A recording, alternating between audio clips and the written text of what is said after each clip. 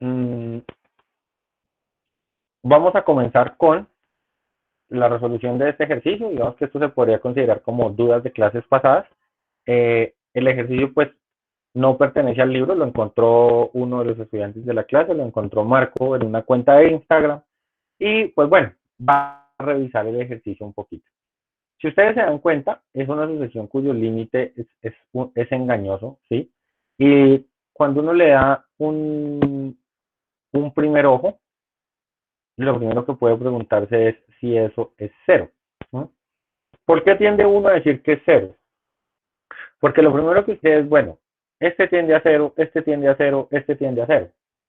Y si fuera el límite, digamos, si este límite fuera hasta acá, es decir, si n tendiera a infinito, pero aquí en vez de un n hubiese un k, es decir, la suma tuviera una cantidad finita de términos, sería cero. Pero la suma de una cantidad infinita de términos que se van añadiendo. Entonces, ¿cuál es como el cuento? Claro, cada uno de estos por separado tiende a cero.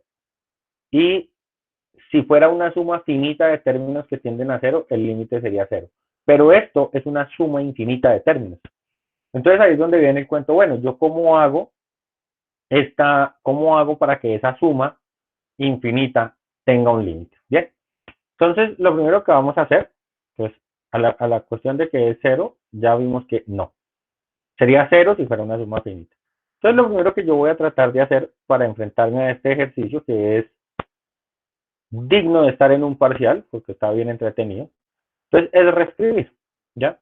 Si yo me doy cuenta, todos los términos tienen un n cuadrado, ¿cierto? El n cuadrado es el mismo, y lo que va cambiando es que acaba 1 sobre 1 más n cuadrado, 2 sobre 2 n cuadrado, y así sucesivamente. Eso me permite a mí saber que esto se podría escribir como el límite de una sumatoria.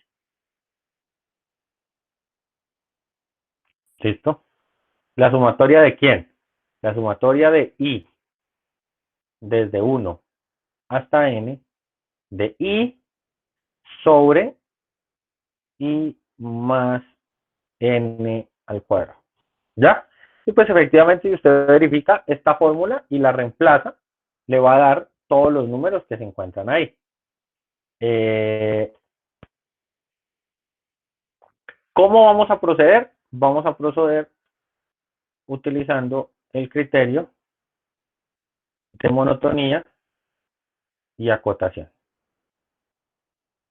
Entonces, ¿qué es lo primero? Monotonía. Esta sucesión, ¿ya? O sea, la sucesión cuyos elementos son las sumatorias para i desde 1 hasta n de i sobre i más n cuadrado es creciente. ¿Ya? ¿Por qué razón puedo ver que es creciente? Pues porque es una suma de términos no negativos. Es decir, pues son números positivos y a esos números positivos les voy sumando cada vez más números positivos y pues eso tiene que generar una situación de una sucesión creciente. Ahora vamos a mirar el punto interesante que es el de la acotación.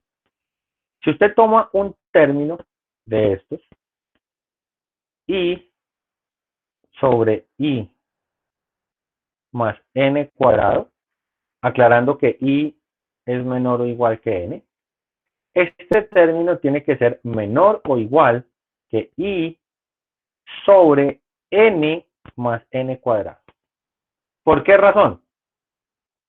Los numeradores son iguales, pero como i es menor o igual que n, en ese caso tendría un denominador, pues que estaría como de una u otra manera acotando acotando el proceso, ¿ya? Y en cuyo caso, si yo planteo esta acotación y hago la suma a ambos lados, o sea, yo podría entender que estos dos límites digamos que estas dos sucesiones van, no lo pongamos en términos de desigualdad, pongámoslo en términos de comparación al límite, que me queda como más bonito. Entonces, si usted coge esta, y le hace la suma, ¿no? Es decir, si usted suma a ambos lados, por un lado tendría la sumatoria de i sobre i más n cuadrado, que no sale, o sea que no sabe cómo calcularla, pero por este lado tendría la sumatoria i n más n cuadrado. Y esto es 1 sobre n cuadrado más n, sumatoria de los i. ¿Ya? Esta es, y la sumatoria de los i sí es conocida, porque es n por n más 1 sobre 2.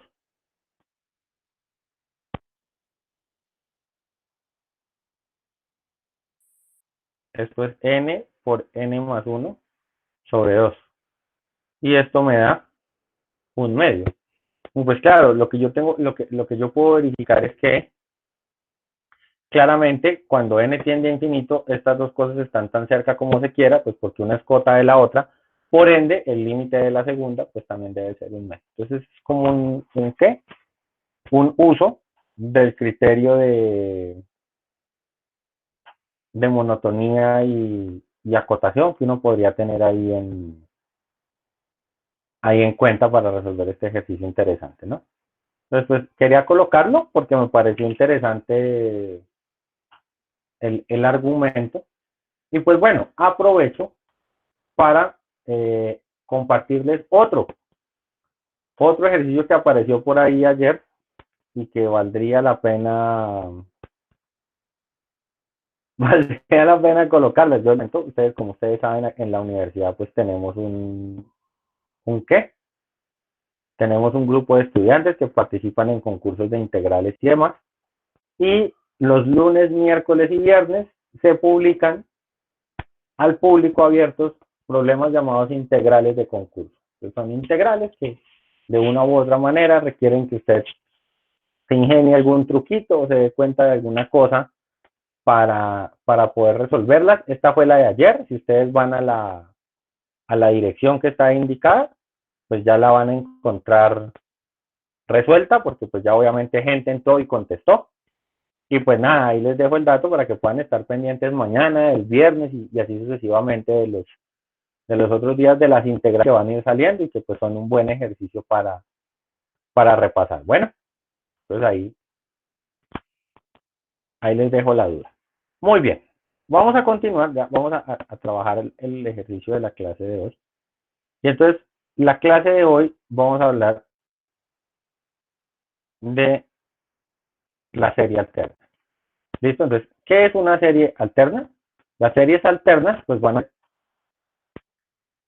digamos que vamos a entender que una serie es alterna si tiene la forma sumatoria para i desde 0 hasta infinito de menos 1 a la i a sub i, o sumatoria para i desde 1 hasta infinito de menos 1 a la i menos 1 a sub i. ¿Por qué se hace el cambio cuando se indexa? Porque la idea es que el primer término de la serie alternante siempre es positivo. ¿Qué pasa cuando usted tiene, o cuál es la diferencia como entre una serie alternante y serie normal? En el momento que usted le pone a la función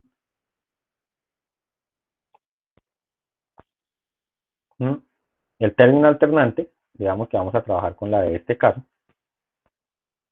Entonces, a sub 0 es este de acá.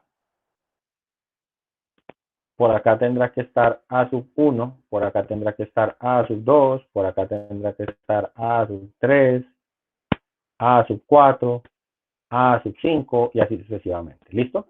¿Qué quiere decir que es alternante? Pues precisamente que pasa de aquí y luego tiene que venir. ¿Ya? Entonces es como, imagínese, no sé, imagínese que aquí hay una paredcita y que siempre tiene que cruzar. Voy a poner un ejemplo muy coloquial, pero que ilustra esto a la perfección y es, imagínese que usted está pegando un botón de una camisa. Entonces la aguja tiene que ir de un lado al otro, de un lado al otro, ir y volver, ir y volver.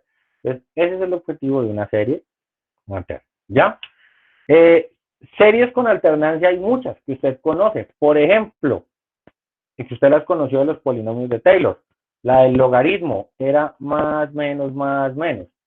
Ya, si usted se acuerda, arcotangente también era alterna. Si la memoria no me falla, los polinomios de Taylor de seno y coseno también son alternos. Entonces ahí usted se da cuenta de una gran cantidad de valores que cumplen esa condición. ¿Listo? De ser alternos. Listo. El cuento es, yo cómo hago para demostrar el límite de una serie alterna o qué condición necesitaré para el límite de una serie alterna. Entonces, si usted se da cuenta, una serie que sea alternante es una serie no monótona. ¿Listo? Y eso va a ser fundamental. O sea, cada vez, como es alternante, cada vez que usted vaya hacia la izquierda es decreciente, pero en el paso siguiente es creciente. Decrece, crece, decrece, crece, decrece, crece. Entonces, no es monótona. Como no es monótona, ¿no?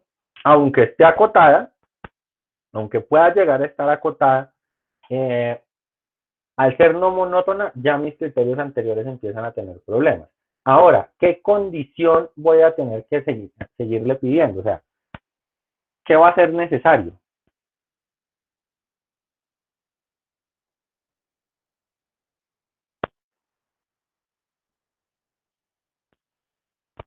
La acotación.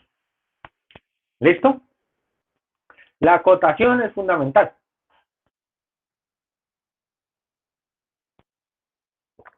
para poder justificar el, el qué, o sea, entonces esa parte va a ser importante. Una nota al margen, pequeñita, y que de paso aprovecho para sugerir, que acabo de caer en cuenta de cuando estábamos mirando esto.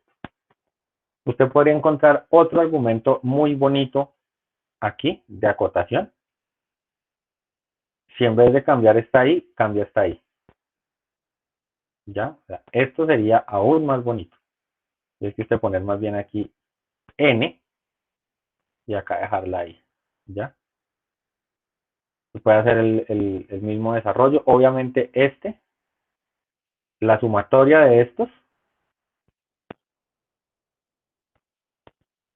también tiene límite, entonces pues ahí de pronto puede encontrar algo interesante para que lo trate de rayar y lo trate de hacer después. Bueno, el procedimiento para tratar con una serie alternante es que es conocido, tiene nombre, porque es algo importante, es conocido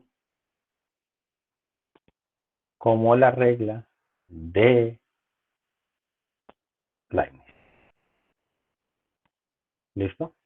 Entonces, el teorema que vamos a probar es la regla de Leibniz. Y la regla de Leibniz lo que hace es establecer condiciones necesarias y suficientes para que una serie alternante sea convergente, tenga límite. Con una pista que ya sabemos, y es que obligatoriamente la serie tendrá que ser acotada. Porque, ¿qué pasaría si la serie no fuera acotada? Pues que alguna de estas dos se podría ir al infinito y la otra no, y entonces ya ahí me fregué. ¿Listo? Muy bien. Entonces vamos a comenzar. Primero la vamos a copiar y luego vamos a hacer la demostración. Entonces, ¿qué dice la regla de el qué? ¿Qué dice el teorema de la regla de Leibniz? Para que lo tengamos acá todos presentes. Entonces dice que si A sub n es una solución monótona decreciente con límite que tiende a cero, la serie alternante converge. Y no solo eso, sino que hay una pista para acotar. Entonces ya vamos a revisar cómo va a funcionar eso. Dejémoslo acá copiado.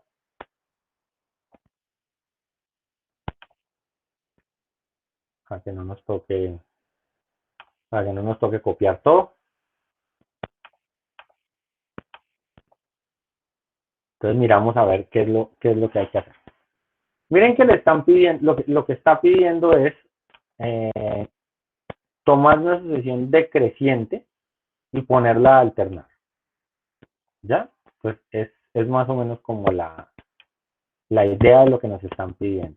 Entonces vamos a mirar si esa idea, primero yo, antes de entrar a hacer la demostración, pues quiero darle una integración geométrica, ¿ya? Entonces, mire que lo que me está diciendo es que A sub n es una sucesión monótona decreciente. Es decir, por aquí está A sub 1, A sub 2, A sub 3, A sub n y sigue. ¿Listo? Con límite cero. Ustedes tienen que estar todos por acá. Y lo que está diciendo es que los ponga a alternar. ¿Qué es ponernos a alternar? A sub 1 se queda en el puesto. A sub 3 se queda en el puesto. Pero al A sub 2 me lo llevo acá al otro lado, en su reflejo. Y al A sub 4 me lo llevo acá al otro lado, en su reflejo. Y entonces, claro, como la serie es decreciente, estos impares tienden a cero y estos pares también. Y entonces ahí va a salir. Obviamente yo acabé de hacer es un dibujo meramente ilustrativo que no reemplaza la prueba. ¿Listo? Entonces hay que hacer la prueba. Porque eso va a ser muy. ¿Listo? La idea de la prueba pues está en esta gráfica que muestran acá y que se acabó de hacer. Eh, sin embargo, de la idea a la construcción de la prueba, a escribir la prueba, pues siempre, o sea, siempre que uno dice como esta es la idea de la prueba, es porque detrás hay trabajo. ¿Sí? Eso todos en matemáticas sabemos qué pasa. Mm, quiero aquí que revisemos o que miremos, tratemos de qué, tratemos de mirar cómo se construyó la prueba. ¿Listo? Entonces, para construir la prueba se hacen tres sumas. ¿Ya? Esta es una prueba muy bonita. Entonces, lo primero que yo tengo que asumir es que la primera suma parcial es el primer término. ¿Cierto? Pero lo tengo claro. ¿Quién es la segunda suma parcial? Pues el primero menos el segundo. ¿Ya? ¿Quién es la tercera suma parcial? El primero menos el segundo más el tercero. ¿Quién es la cuarta suma parcial? Voy a copiar hasta la sexta. Primero menos segundo más tercero menos el cuarto. ¿Quién es la quinta? A1 más A2, perdón, menos A2 más A3 menos A4 más A5 y S sub 6, ya me aburrí, entonces es S sub 5 menos A sub 6. ¿Sí o no? Porque pues es con base en cada suma anterior. Listo. Ubiquemos todas esas sumas en una recta, numerámosla en un colorcito bonito.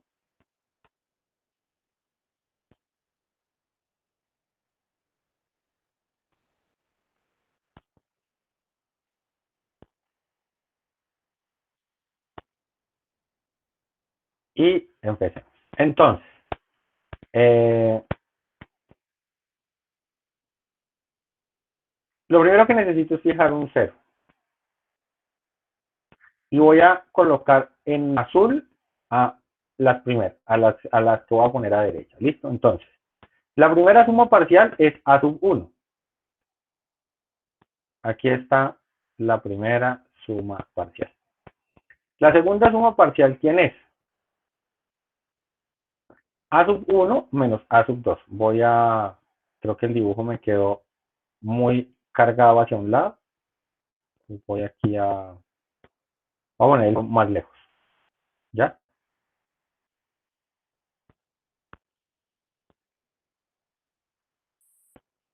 Voy a poner el cero por acá. ¿Vale? Para que no me estorbe, para que me dé un poquito más de campo de trabajo. Muy bien, entonces, ¿Quién sería la segunda suma parcial? La segunda suma parcial es coger a sub 1, pero mire que a sub 1 es la primera suma parcial, y restarle a sub 2. Si a ese 1 le resto a sub 2, pues tiene que quedar por acá, ¿cierto?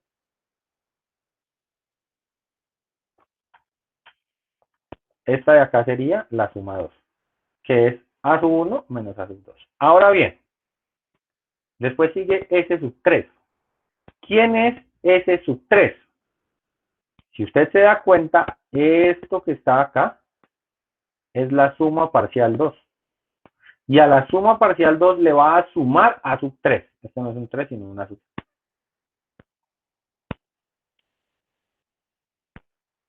¿Listo? Entonces, empecemos a analizar. ¿Dónde está A sub 3? A sub 3, S sub 3, perdón. S sub 3 tiene que estar a la derecha de S2, porque es S sub 2 más algo. O sea que tiene que estar a este lado. Pero, si yo comparo S sub 1 con S sub 3, me voy a dar cuenta de algo. Y es que a sub 1 le quité a sub 2 y le sumé a sub 3. Pero como la sucesión, y esa es aquí es donde viene la fuerza de la hipótesis, como la sucesión a sub n crece, en el momento que usted le quita a sub 2, pero le pone a sub 3, pues más lo que le quitó que lo que le puso. Este número es mayor, en valor absoluto, a sub 2 es mayor que a sub 3. Luego, cuando usted coge a sub 1, le resta y le suma, fue más lo que le restó que lo que le sumó. Por ende, S sub 3, ¿ya? Por ende, S sub 3, o sea, yo aquí acabé de ver que S sub 3 tiene que ser mayor que S sub 2. Pero resulta que S sub 3 también tiene que ser menor que S sub 1. Es decir, ese numerito tiene que estar por acá. ¿Vale? Ahora bien,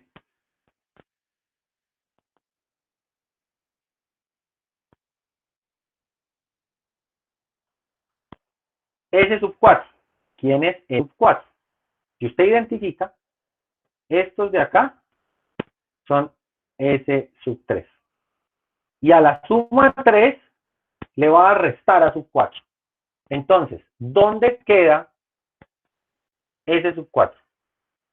Como a la suma 3, ¿no?, le tengo que restar este valor, S sub 4 tiene que estar al lado de allá. O sea, tiene que estar de aquí para allá. Pero, comparemos estos dos. Si usted mira con detenimiento, se dará cuenta que este de acá es S sub 2. A S sub 2 le suma a sub 3 y le resta a sub 4.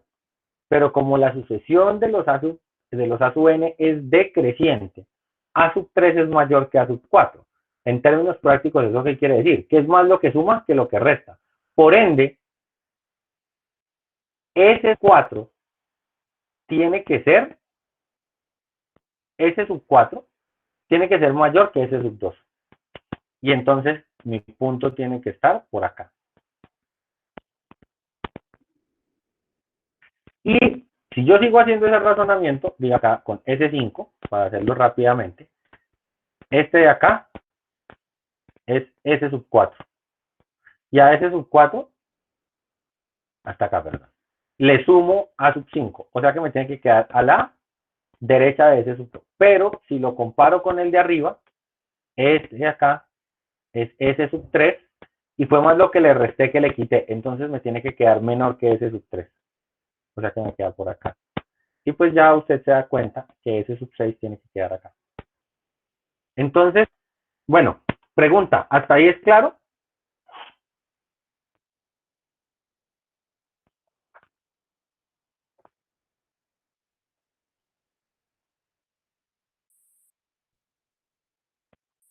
Listo, gracias Jessica. Entonces,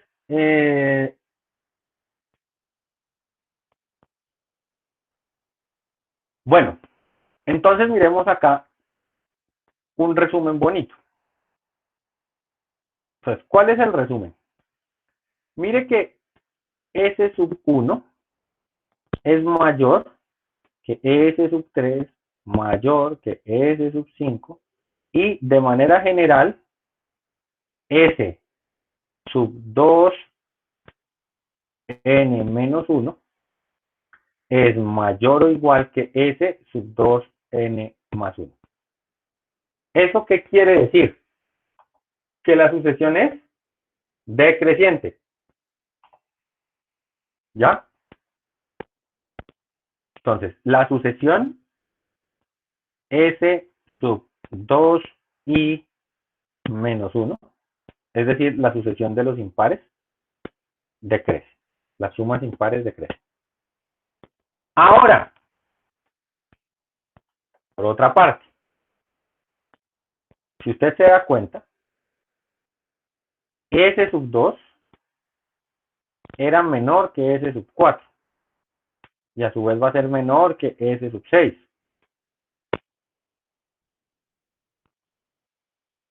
Y entonces, la que esté la sucesión en la posición 2n va a ser menor o igual que la sucesión en la posición 2n más 2. Eso quiere decir que la sucesión de los términos pares crece. Y pues bueno, esto que yo acabé de anotar acá lo muestra claramente el dibujo. El dibujo muestra que las impares van para abajo y las pares van para arriba. Entonces usted dice, bueno, lo único que me falta justificar es que unas van para allá, que se juntan todas. Y que se juntan todas me lo va a dar este detalle de acá. ¿Por qué razón? Porque si usted da cuenta, si usted tiene dos sumas consecutivas, ¿ya?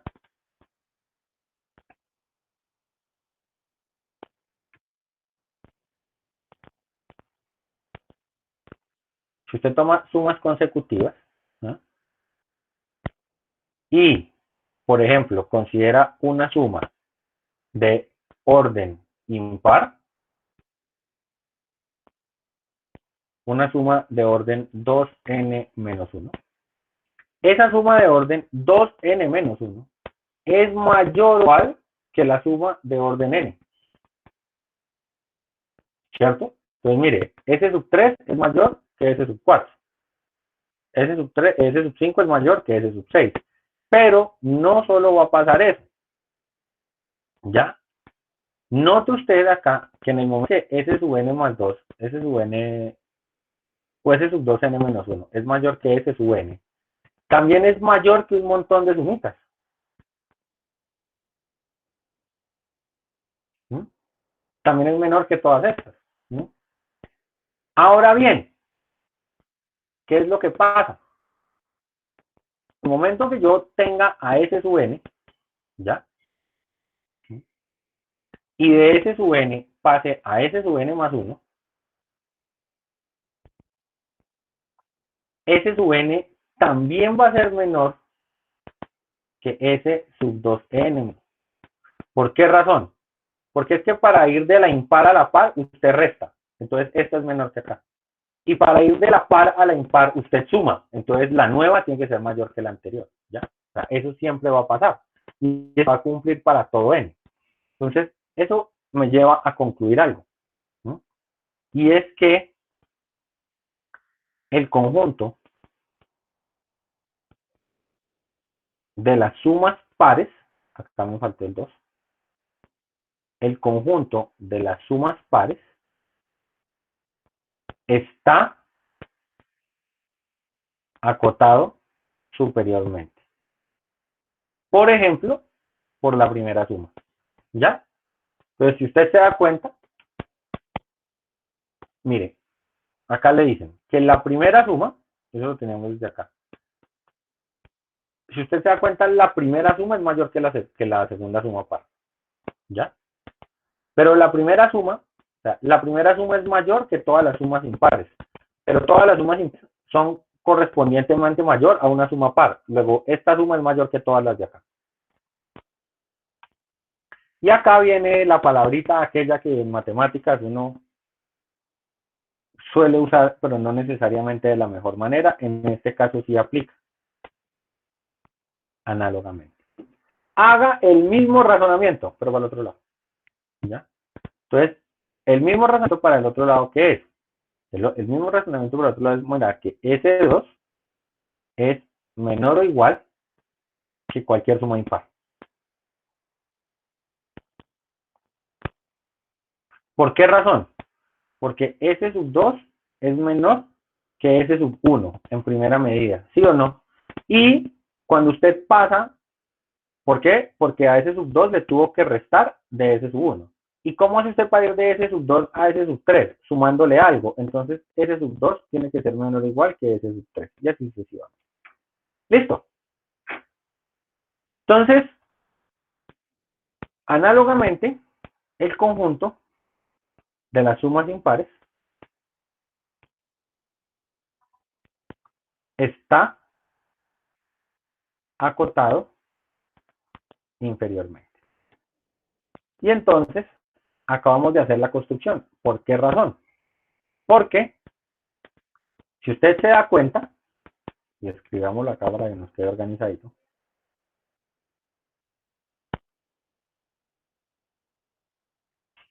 en resumen, la sucesión de las impares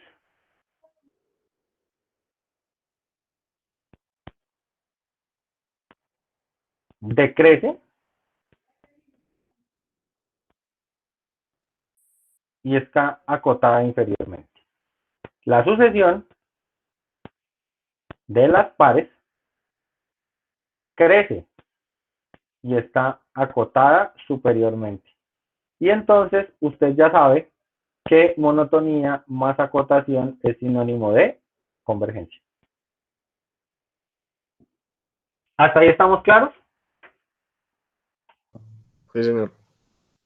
Pues bueno, ustedes, ustedes dirán, profe, ¿por qué gasta tanto tiempo si el libro tiene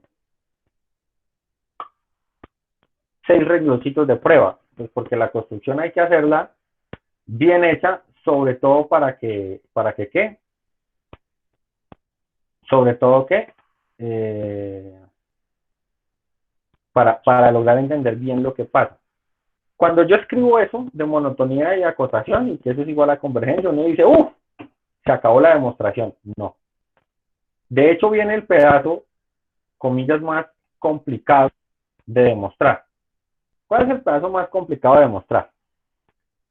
Demostrar que convergen a lo mismo. ¿Ya? ¿Por qué razón? El teorema a mí me dice que el límite, el teorema a mí me dice que el límite, cuando n tiende a infinito, de las sumas parciales, a ese me quedó como fea, de las sumas parciales impares, el límite cuando tenga infinito de eso, ¿quién tendrá que ser? Pues como es decreciente y acotada inferiormente, es el límite. ¿Sí o no? Entonces nosotros pues, el límite de las S sub 2 n menos 1 tiene que ser el INF de este conjunto. Y el límite, cuando n tiende a infinito, de S sub 2n más 1, tiene que ser el sub de 2i más 1. De las 2i, perdón. ¿Ya? ¿Por qué razón? Porque las sumas pares son crecientes y acotadas superiormente. Y nosotros aprendimos cuando demostramos ese teorema que si una sucesión es decreciente y acotada, converge al INF, si es creciente y acotada, converge al sub. ¿Qué hay que probar ahora? Que son el mismo. Que son el mismo. Porque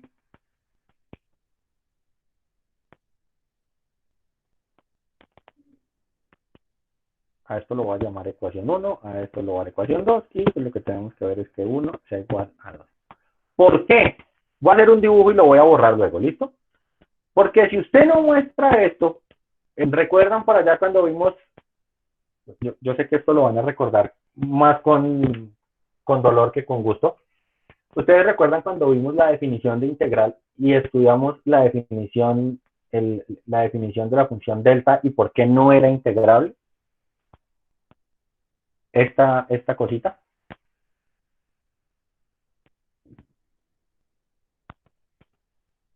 ¿Se acuerdan que nosotros vimos que si yo tomaba esta función sobre un intervalo, digamos 0, 1, esa función no era integrable? Sí, ¿Sí recuerdan que eso lo hicimos por allá hace un tiempo? ¿Y recuerdan por sí, qué no era señor. integrable? Porque el infinito que que se manejaba ahí no era un infinito numerable. Había una razón, o sea, técnicamente cuando nosotros íbamos a calcular las sumas, o sea, cuando íbamos a calcular la integral pasaba algo. ¿Qué pasaba? Pasaba algo con las aproximaciones por defecto y las aproximaciones por exceso. Ah, ¿Ya recuerdan? ¿que no concordaban?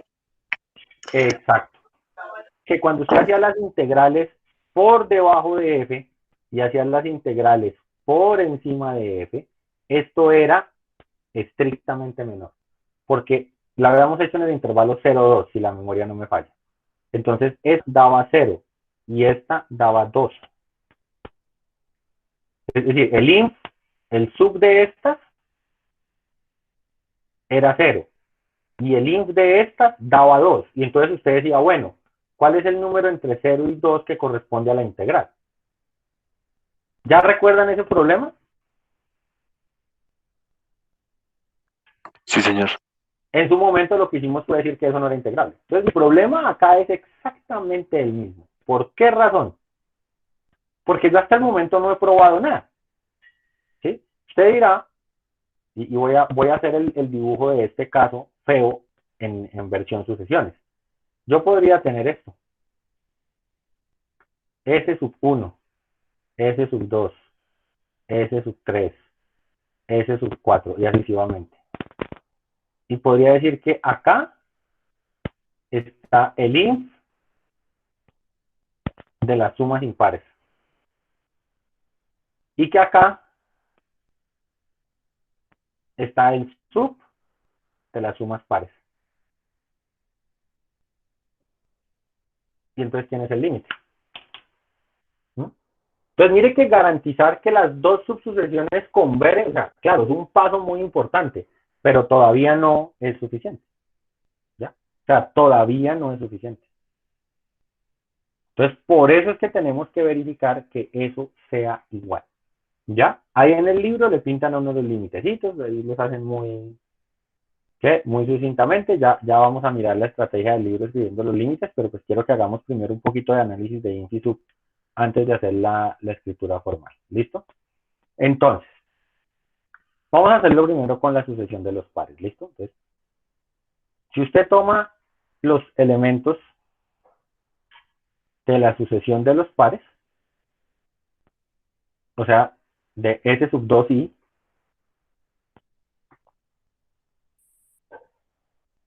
esa sucesión toda es menor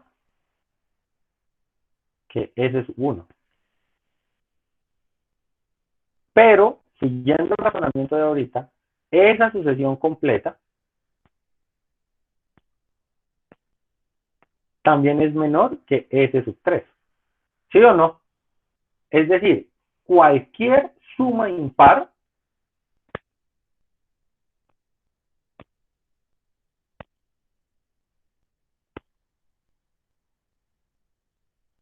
es mayor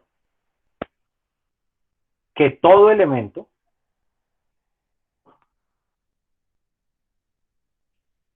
de S sub 2i. ¿Queda claro eso?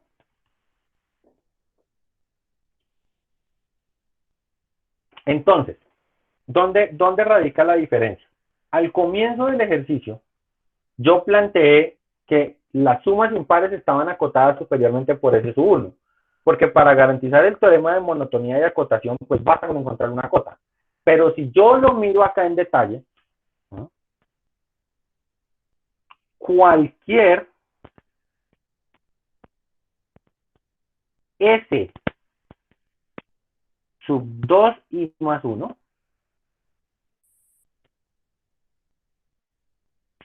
es cota superior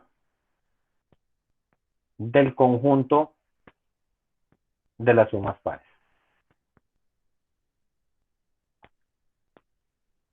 ¿Sí o no?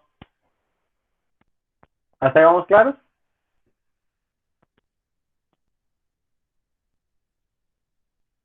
Sí, señor. Está ahí bien. Listo. Ahora bien, en el momento que eso sucede, en el momento que esa situación se tiene, ¿qué es lo que nos va a suceder? Que en el momento que eso suceda, lo que estoy teniendo ahí son todas las cotas superiores de este conjunto, ¿sí o no? O sea, inmediatamente lo que voy a tener son muchas cotas, muchas cotas superiores. Eso va a implicar que, permítanme un momentico, eso me va a implicar, esa situación me va a implicar que las sucesiones impares son todas las posibles cotas superiores de las pares. ¿Y eso por qué es importante? O sea, ¿por qué va a ser importante esa situación? Porque si yo tengo claro eso, si yo tengo claro que eso sucede, voy a poder garantizar que existe un sub. ¿Listo? Y eso va a ser un factor importante también acá. Entonces, lo que yo estoy diciendo acá es que estos son mayores que todos los S sub 2n. Entonces, continuamos acá la escritura. Permítanme un momentico.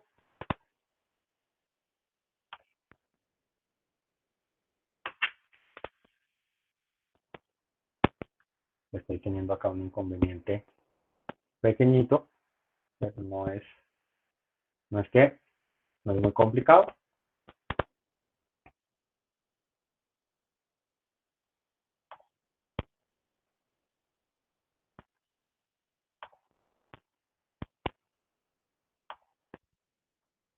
Y ya que ya retomamos, no qué, algo está fallando acá con la escritura. Ya les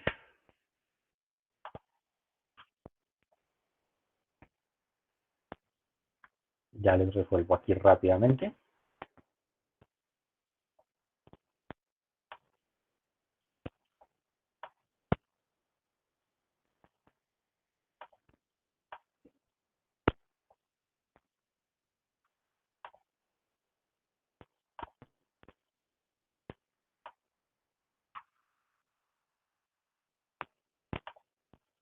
Ya les comparto de nuevo la pantalla.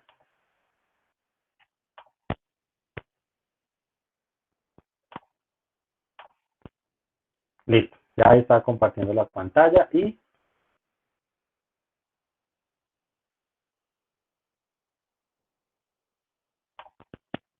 ya continuamos acá. Entonces, bueno, esto lo que implica es que cualquier impar es cota superior de cualquier suma par, ¿no? O sea, eso ya lo hemos visto. Cualquier S sub 2 y más 1 es cota superior del conjunto de las dos, del conjunto S sub 2 y, es decir, de las pares. Muy bien. Y yo sé que el límite de S sub 2, el límite cuando n tiende a infinito, de S sub 2i o S sub 2n, es igual al sub de ese conjunto, ¿cierto? Pero, ¿quién debe ser el sub del conjunto? Resulta que las S sub 2i son cotas superiores. Y por definición, ¿quién es el sub del conjunto? La más pequeña de todas las cotas superiores. ¿Y cuál es la más pequeña de todas las cotas superiores? Pues el int de S sub 2 n menos 1. Análogamente, análogamente, pues pasa lo mismo al revés. ¿Qué es lo mismo al revés? ¿Quién es el límite cuando n tiende a infinito de S sub 2n menos 1? Pues el inf de ese conjunto. Pero las cotas pares, las sumas pares, son las cotas inferiores de este conjunto. ¿Y quién es el inf? La mayor de todas las cotas inferiores, es decir, el sub de las dos n. Acá es un 2. ¿Listo? Entonces, como se da cuenta, pues ya ahora sí le quedó demostrado. Voy a dar otro argumento. Luego, bueno, ya aquí garantizé que el int y el sub son iguales. Luego, el límite cuando n tiende a infinito de S sub n, que es lo mismo que tener la sumatoria para i desde 0. Bueno, en este caso de la demostración la hicimos fue desde 1. Desde 1 hasta infinito, de menos 1 a la i menos 1 a sub i, existe. Eso quiere decir que esto converge. Otro argumento es el siguiente. ¿Quién sería? ¿Qué es la suma de las pares? Pues la suma es 2n menos, o bueno, suma 2n más 1 menos la suma 2n. Pues esto no es más que el término a sub 2n más 1. ¿Sí o no? Porque la diferencia entre esos dos números, entre esas dos sumas, es el último término. De resto son iguales. Pero, si aplico límite, entonces el límite, cuando n tiende a infinito, de s sub 2n más 1 menos s sub 2n, el valor absoluto es un formalismo, sería lo mismo que tener el límite cuando n tiende a infinito de los a sub 2n más 1, y nosotros sabemos que esta sucesión tiende a 0, por ende este límite es 0. Y si este límite es 0, estos dos límites de acá son iguales. ¿Hasta ahí estamos o no? Sí, señor. Listo. Y finalmente lo único que me falta es probar la acotación. ¿Sí? Es probar la fórmula de acotación que me dan ¿en el qué? Que me dan en el teorema. Y ya. Entonces, el acotador que me dan en el teorema es el siguiente.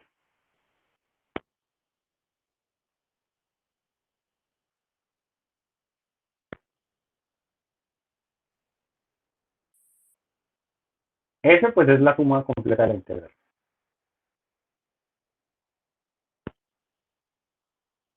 ¿Listo? Y pues eso no es muy difícil de hallar. ¿Ya? Ese qué. Ese límite se tiene en virtud de las desigualdades que planteábamos ahorita. Entonces, ¿qué es lo primero que yo necesito entender? Que las pares son crecientes. Es decir, S sub 2n es mayor o igual que S sub 2n más 2 y así sucesivamente hasta ser mayor o igual que S mayúscula sola, que sería la integral. Por otra parte, esa S mayúscula también es menor que S sub 2n más 1. Yo pruebo eso.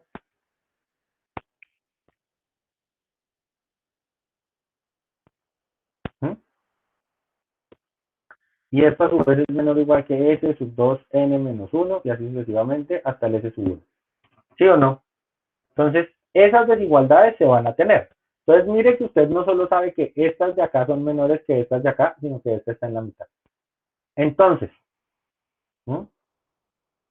Yo puedo tomar una desigualdad, por ejemplo, que 0 es menor o igual que la suma y que eso es menor o igual que S sub 2n más 1. ¿Sí o no? Todas las sumas son positivas, entonces es claro que esto está acotado por 0. Y es claro que S es mayor que 0 y que S es menor que S sub 2n más 1. Ahora, no solo sé eso, sino que sé que a S le puedo restar S sub 2n. Y a S sub 2n más 1 también le puedo restar S sub 2n. Se dirá, profe, le faltó restar a un lado. No necesariamente. ¿Por qué? Porque yo sé que S es mayor que S sub 2n. Por ende, la resta es mayor que 0. Y sé que las sumas pares, S sub 2n, es menor que S sub 2n más 1. Por ende, esa resta también es mayor que 0. Entonces, aunque aquí pusiera menos S1, igual sabría que estoy acotando, que la puedo seguir acotando interiormente por.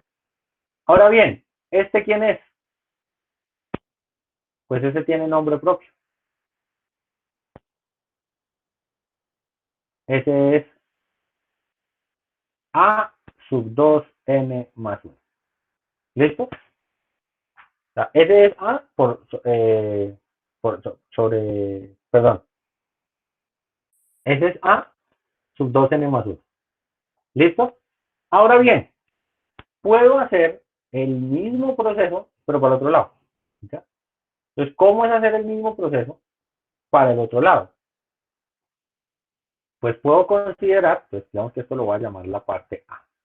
La parte B, pues va a ser considerar, ya no voy a considerar S menos S sub 2n, sino S sub 2n menos 1, ¿ya? Menos S. ¿Por qué razón? Porque las impares acotan por arriba a S. Estas son aproximaciones por exceso de esto. Entonces, si yo resto, esa resta me da positiva. Y tiene que ser, a su vez, mayor o igual que S sub 2n menos 1 menos S sub 2n. Ya, entonces miren que es un ejercicio similar al que teníamos planteado anteriormente. Con una diferencia, y es que en este caso,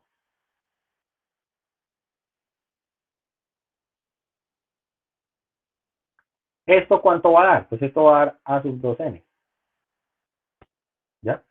¿Por qué razón? Porque a la suma impar le estoy quitando la suma par. ¿Ya? A la mayor le estoy quitando la menor. ¿Ya? Pero ese término de la suma par iría restando. Y con este menos, pues debe quedar positivo el A sub 2n. Bien. Y si usted se da cuenta, pues ya acá usted tiene en las dos desigualdades lo que quería probar. Recordemos acá en el libro que lo que usted quería probar era esto, ¿no? Entonces mire que finalmente lo que está mostrando es que primero que son mayores que 0, segundo que tiene que haber un signo y ya vamos a mirar cómo funciona ese signo. ¿Ya? Cuando este subíndice es impar, este exponente es impar, esto queda menos 1 y entonces la desigualdad queda al revés, como acá. Cuando este número es par, esto es un 1 y esta desigualdad queda igualita como está acá. Y pues simplemente eso tiene que ser menor que el signo a sub n más 1. ¿Listo? Entonces, este caso es chévere, no solo porque usted tiene una pista de cómo resolver la integral, o sea, perdón, la serie, no solamente sabe que la serie es convergente, sino que obtiene unos estimadores para la serie. Es más, usted podría mejorar la estimación, ¿ya? Porque finalmente dados, o sea, dados un 2 y menos 1 y un 2i, o sea, dados dos números consecutivos, la suma tiene que estar entre la suma impar y la suma par. Es decir, si yo calculo dos sumas parciales consecutivas, de inmediato, si yo calculé la suma impar y la suma par, inmediatamente sé que ese está allá adentro. Entonces tengo una estrategia, o sea, no, probablemente no puedo calcular siempre ese al infinito, pero tengo ¿qué? Tengo una forma de estimar y eso va a ser importantísimo. Digamos que para ilustrar un poquito el teorema, les vamos a dar acá un ejemplo. Y pues el ejemplo clásico es la serie armónica alternante. Entonces, ¿cuál es la serie armónica alternante? Tomar la sumatoria para ir desde 1 hasta infinito de menos 1 a la i menos 1 por 1 sobre i. Esto sería igual a tener 1 menos un medio más un tercio menos un cuarto más un quinto, etcétera, etcétera. ¿Listo? Entonces, revisemos el teorema. ¿Quién sería a sub n? Pues a sub n es 1 sobre n, porque es la serie que estoy analizando sin el alternante. Y entonces revisemos las condiciones del teorema. Primera, ¿esta serie decrece? Obvio sí, esto ya lo habíamos hecho antes, ¿no? Habíamos verificado que esto no es fácil verificar, no es difícil. Recuerde que si n es menor que n más 1, entonces 1 sobre n es mayor que 1 sobre n más 1. Segundo, ¿cuál es el límite cuando n tiende a infinito de 1 sobre n? 0. ¿Listo? Conclusión, la sumatoria para i desde 1 hasta infinito de menos 1 a la i menos 1 sobre 1 por 1 sobre i converge. ¿Listo? Ya sé que converge. ¿Por qué razón sé que converge? Porque el teorema me garantiza que si el valor absoluto, o sea, sin el alternante, esta cosa tiende a 0 y es decreciente, la serie alternante va a ser convergente. Juguemos a acotarla un poquito, ¿no? Entonces voy a calcular S sub 3 y S sub 4. Pues S sub 3, ¿quién es?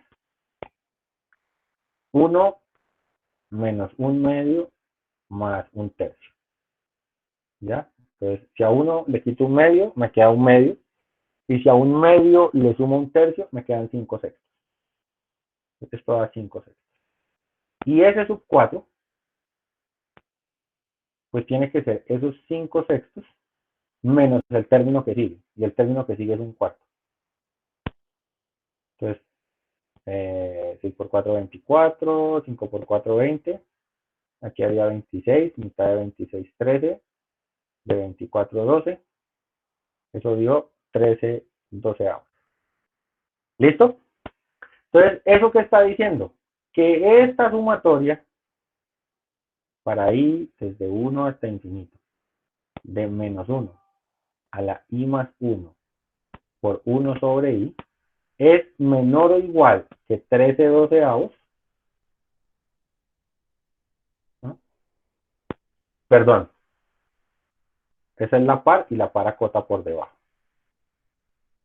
Menor o igual que 13 doceavos, es menor o igual que 5 sextos y mayor o igual que 13 doceavos. Para que le pongamos un poquito de realismo al asunto, podemos verificar rápidamente que 13 doceavos se puede escribir como 1.083 periódico y que 5 sextos, perdón, sí me quedó bien hecha esa, Si esto, uy, no, esto está mal, espérense que cometí un error. ¿Sí ven? Ustedes no me dicen, muchachos, por favor. Cometí un error de principiante. Acá no es un 13, acá no es un 26. ¿Ya? Porque hay que restar 5 por 4, 20, menos 6, 14. La mitad de 14 es 7. Entonces este no es un 13, esto es un 7.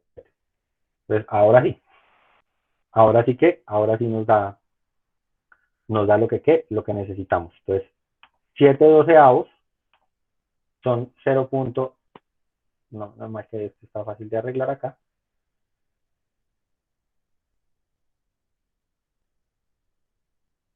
Entonces son 7 doceavos que acotan por debajo. Esto es 0.500, bueno, sí, 58.3 periódico. Y el de arriba, que es 5 sextos, ya, que también es un decimal periódico, pues 5 sextos es igual a 0.83 periódico. Entonces, miren que no solo sé que la serie converge,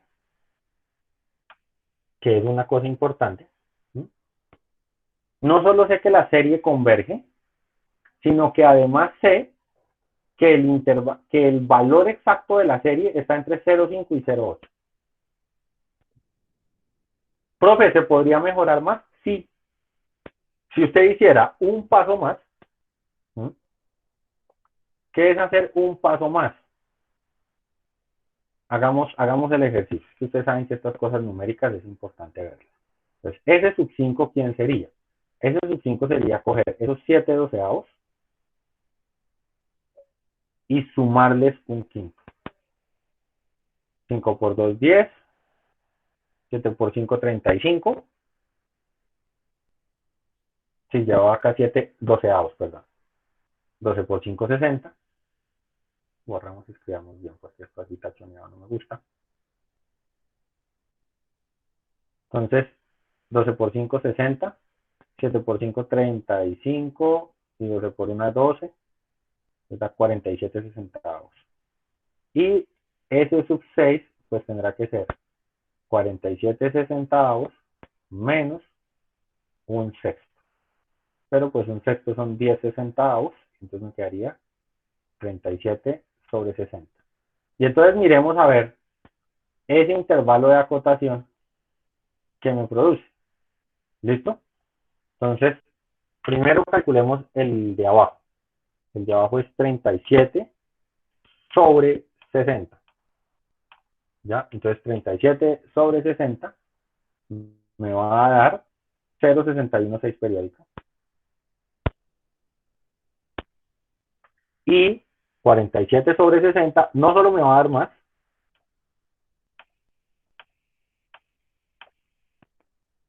sino que me va a dar menos que este. Este es 0.783 periódico. Entonces, no sé si ustedes recuerdan por allá en sus cursos de primer semestre, cuando a usted le hablaban de una cosa en su curso de Fundamentos 1, que se llamaban intervalos encajonados. ¿Mm? Miren que mi primer intervalo de aproximación es que el valor de la suma está entre 0.583 periódico y 0.83 periódico. Pero luego yo hago una iteración más, es decir, hago dos sumas más. Y al hacer dos sumas más, mi segundo intervalo de aproximación, ¿quién es? 0.616 con 6 periódico y 0.783 con 3 periódico. Claramente, el segundo intervalo de aproximación es subconjunto, de hecho es subconjunto propio, pero pues no del primero. ¿Ah? ¿Eso qué quiere decir? Que uno también podría entender el límite. Bueno, el límite no. El valor de la serie de una vez. Uno podría entender la sumatoria para i desde 1 hasta infinito de menos 1 a la i menos 1, 1 sobre i, como la intersección para i desde 1 hasta infinito de los intervalos de aproximación. Y eso es una sucesión de intervalos encajonados y pues donde se intersequen todos esos intervalos, allá converge la serie. Usted dirá, bueno, eso que usted está diciendo ahí, profe, ¿para qué sirve? O sea, ¿cuál es la...? Pues, usted ya sabe que esto converge, entonces, ¿qué información nueva está obteniendo? Pues la información nueva que está obteniendo es las pistas para construir un método numérico. Con esta idea de los intervalos, usted va a ser capaz de numéricamente aproximar ese resultado. ¿Ya? O sea, numéricamente usted va a decir, bueno, mi suma, que es convergente, está entre tanto y tanto. ¿Por qué hago tanto énfasis en ese punto? Porque cuando nosotros empezamos a estudiar la teoría de las series, lo primero que nos dimos cuenta es que era fácil utilizar los criterios para saber si una serie era convergente o divergente. Pero, y ahí ven el pero, yo podía saber que era convergente, pero no necesariamente saber a dónde era convergente. La serie alternante me da un método que me va a permitir justificar, no a dónde convergen, pero por lo menos un intervalo de aproximación muy cercano. ¿No? En la medida, si usted se da cuenta, esto es, o sea, acá coloqué los dos primeros intervalos y este intervalo ya tiene una diferencia. Si yo hago este intervalo, la diferencia está cerca de 10 a la menos 1. Y si yo hago 2 o 3 iteraciones más, voy a tener ese intervalo cerrado, no sé, 10 a la menos 3, cosas así. Entonces yo puedo hacer que la norma de este intervalo sea menor que un 10 a la menos k, que a mí se me ocurre. Entonces ya tengo un intervalo de precisión para decir esa suma está entre tanto y tanto. ¿Vale? Entonces, ¿hasta ahí estamos claros? Entonces, esa discusión es la discusión del ejemplo 1. ¿Cuál es la discusión del ejemplo 2? Porque pues ya que miremoslo ahí de una vez. Entonces, en el ejemplo 2 me dan la sumatoria, también alternante, de menos 1 a la n, logaritmo natural de n sobre n. Yo creería que esta sumatoria, en realidad acá debe haber un n menos 1, y esa sumatoria debe arrancar desde 1 hasta infinito. ¿Listo? O para ajustar ahí las... Una cosa importante es que en los libros, yo también lo hago en clase, no puedo criticar al libro, yo también lo hago en clase, es que cuando usted hace escritura en línea, mire que no le coloca los índices a las sumatorias, ¿no? Como por facilidad. Listo. Entonces, esto de acá decrece y tenderá a cero. Entonces hay que verificar las dos cosas, que decrece y que tiende a tiende a cero y que decrece. Entonces, primero, ¿tiende a cero? Sí. El límite, cuando x tiende a infinito, del logaritmo natural de x sobre x era cero. ¿Sí? Ese límite usted ya lo había calculado antes. ¿Ya? Si no recuerda cómo calcularlo, pues lo puede hacer, el límite está indeterminado y lo resuelve por L'Hopital, ¿no? Entonces, pues deriva y ya, ahí concluye que es cero. Pero el asunto es que no decrece. ¿Por qué razón? Si f de x es igual al logaritmo natural de x sobre x, ¿quién sería f' de x? ¿Ya? Entonces, la derivada de esto sería, hagámosla paso a paso para repasar, derivada del primero por segundo sin derivar, menos el primero sin derivar, por la derivada del segundo, sobre el segundo al cuadrado. Eso sería igual a ¿qué? A 1 menos logaritmo natural de x sobre x cuadrado. Y resulta que esta expresión, ¿no? Esta expresión que usted tiene ahí, pues ya ahí le da una pista, ¿no? Esto de abajo siempre es positivo. Y logaritmo natural, pues para valores de x suficientemente grandes, esta resta va a ser negativa. Pues de hecho, para n igual 3 en adelante ya se va a cumplir. Luego, si n es igual a 3, la sucesión es decreciente. ¿Sí o no? Ya hemos dicho que se necesita una cantidad finita. Entonces, esto decrece. Entonces, ¿tiende a 0? Sí. ¿Decrece? Sí. Conclusión, converge. Entonces, ahí la cuestión es empezar ustedes como a encontrar, ¿no?, a verificar las dos condiciones. No vamos a entrar a hacer un proceso de acotación de eso, porque no tiene tanto sentido, pero bueno, ya ahí ustedes van dándose cuenta de qué, de cositas que van alternando.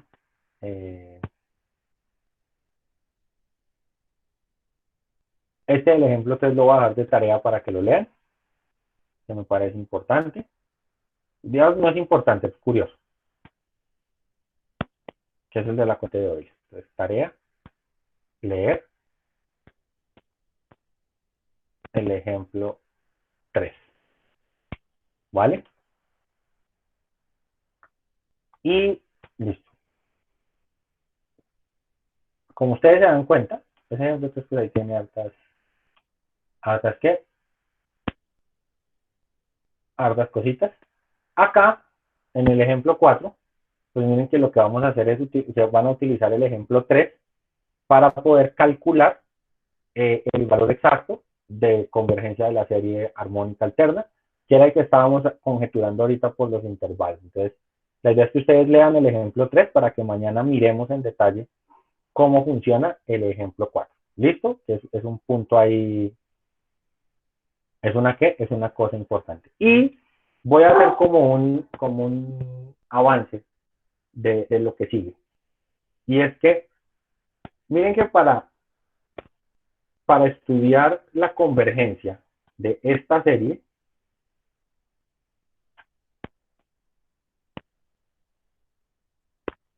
usted recurrió a esta,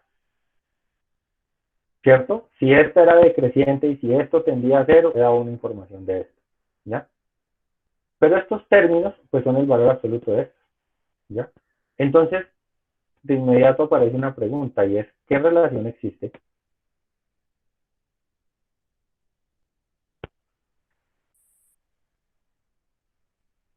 entre una suma y la sumatoria del valor absoluto de esa suma? ¿Ya? Digamos que ahí va a entrar la desigualdad. Bueno, entre esta y esta. ¿Ya? Eso tiene pinta de que hay que usar desigualdad triangular y demás. Entonces, esto nos va a permitir la clase de mañana definir el concepto de convergencia absoluta, que no es más que la convergencia de la función en valor absoluto y la relación de la convergencia absoluta con la convergencia condicional. Absoluta es con valor absoluto, condicional es sin valor absoluto. ¿Por qué razón voy a utilizar esto? Porque necesito otra estrategia para las series alternantes y va a ser esta. Es decir, una estrategia va a ser, bueno, si la serie es alternante, la analizo en valor absoluto. Si en valor absoluto se obtiene cierta información, entonces en valor, la versión alternante sin valor absoluto también la va a tener. Esto, pero esto es lo que vamos a hacer mañana con calma, después de revisar también el ejemplo 4. Hasta el momento, ¿estamos claros?